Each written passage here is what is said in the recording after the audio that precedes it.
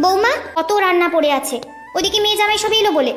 মা, একটা কথা বলার ছিল। বাবা বলছিল আজ আপনার ছেলেকে নিয়ে যদি একবার ঘুরে আসি ও বাড়ি থেকে। তুমি না থাকলে ওদের যত্নার্থী কে করবে? আমি সমস্ত রান্না করে গুছিয়ে দিয়েই যাব।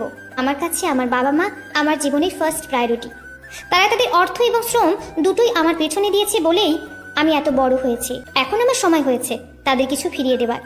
সন্তান হিসেবে এটা আমার কর্তব্য। আর এবাড়ির বউ হিসেবে যে কর্তব্যগুলো আছে সেগুলো, ওই তো একটা ছোট্ট স্কুলে বাচ্চাদের পড়াও। আমার ছেলের অগাধ টাকা দেখে গলায় ঝুলে পড়েছো। অনি, বাবা তুই আমাকে বৃদ্ধাশ্রমে রেখে আয়। কি? তুমি মাকে কি বলেছো রাত্রি? ক্ষমা চাও, এক্ষুনি আমার মায়ের কাছে ক্ষমা চাও। তোমার জন্য আজ আমার মায়ের চোখে জল এসেছে। আমি কোনো ভুল করিনি, তাই সরিও বলবো না। বাড়ি থেকে বেরিয়ে যাওয়ার কথা যখন উঠেছে তখন আমি বেরিয়ে যাচ্ছি। আপনি কেন যাবেন? এই বিনা মাইনের কাজের মেয়েকে যদি দরকার হয় ডেকে পাঠিও। আজ বরং আসি। বর্তমানে এমন অনেক রাত্রি আছে যারা শত যন্ত্রণা সহ্য করে শ্বশুরবাড়িতে থেকে যায়, কারণ তাদের কোনো যাওয়ার জায়গা নেই বলে।